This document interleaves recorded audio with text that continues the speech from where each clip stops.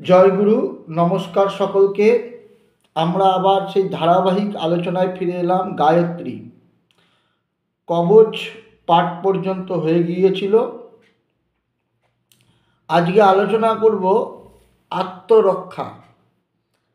পূর্ণাঙ্গ গায়ত্রী সন্ধ্যা করার ক্ষেত্রে একটি কাজ আছে যাকে বলা হচ্ছে আত্মরক্ষা বা আত্মরক্ষা। ব্রাহ্মণরা গায়ত্রী জপ এবং কবচ পাঠের পর এই আত্মরক্ষা মন্ত্র নিজের হৃদয়ে হাত রেখে পাঠ করলে তিনি বিভিন্ন অশুভ শক্তির থেকে, শোক তাপ থেকে, দুঃখর থেকে, শত্রুর উপদ্রব থেকে নিজেকে রক্ষা করতে সক্ষম হয়। মন্ত্রটি হলো এই রকম। প্রথম হচ্ছে বিনিয়োগ মন্ত্র আছে, জাত বেদস ইত্যস্য কশ্যপ ঋষি ত্রিষ্টুপ ছন্দ অগ্নির দেবতা আত্মরক্ষায়ং জপে বিনিয়োগ। এটা হচ্ছে বিনিয়োগ মন্ত্র। অর্থাৎ মন্ত্রটি হচ্ছে জাত বেদস ইতি, ইত্যস্য মানে ইত্যাদি, যার ঋষি হচ্ছে কশ্যপ, ছন্দ হচ্ছে ত্রিষ্টুপ ছন্দ, দেবতা হচ্ছে অগ্নির দেবতা, অগ্নিদেব। আত্মরক্ষার জন্য এই মন্ত্রকে প্রয়োগ করা হলো। মন্ত্রটা কি? ওম ইয়াত বেদসে শুনবাম সোম মরাতিয়ত নিদদ দধাতি বেদ সন পরিয়োদতি দুর্গাণি বিস্যা নাবেব সিন্ধু দুরিতাগ্নি। যার অর্থ দাঁড়ায় যে হে অগ্নিদেব, আপনার উদ্দেশ্যে আমরা কি করি না সোমযাগ করে থাকি, সোমযজ্ঞ, সোমযাগ উদ্দেশ্য করে থাকি আপনার উদ্দেশ্যে। তো এ অগ্নিদেব, আপনি আমার বা আমাদের শত্রুর ধন নষ্ট করুন এবং নৌকা যেমনি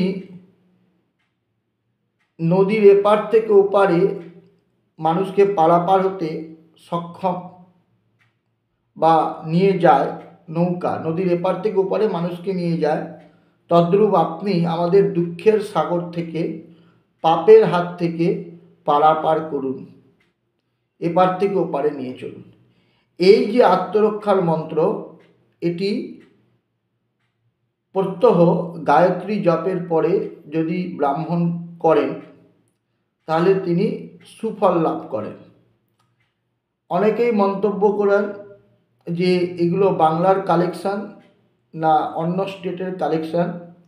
তাদের উদ্দেশ্যে আমি বলবো এই কথাটাই, যে আপনি যদি পুরোহিত দর্পণ যে কোনো নিত্যকর্ম পদ্ধতি দেখেন তাহলে কিন্তু এই মন্ত্রগুলো পেয়ে যাবেন। আপনাকে মনে করতে হবে না যে এটা বাংলার বাইরের থেকে কালেক্ট করা।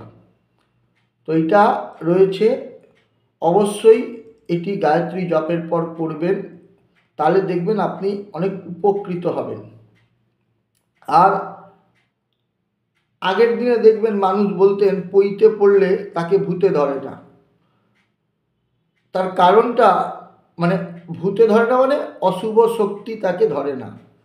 কারণটা কি না, যিনি পইতেধারী ব্যক্তি বা পইতে ধারণ করেছেন তিনি নিত্য সন্ধ্যা বন্দনা করছেন।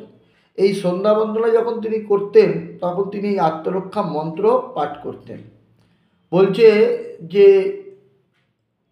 আসনে বসে নিজের চারদিকে জলধারা দেবে, দিলে পরে চিন্তা করবে যে তোমার চারদিকে একটি অগ্নির প্রাচীর তৈরি হয়েছে, চারদিকে আগুন জ্বলছে, তুমি সুরক্ষিত, আগুনের মাঝখানে বসে আছো। এইবার তুমি তোমার হৃদয়ে হাত দিয়ে তুমি এই মন্ত্রটি পাঠ করো, তুমি রক্ষা পাবে। এই পদ্ধতিতে নিয়মিত গায়ত্রী সন্ধ্যায় হোক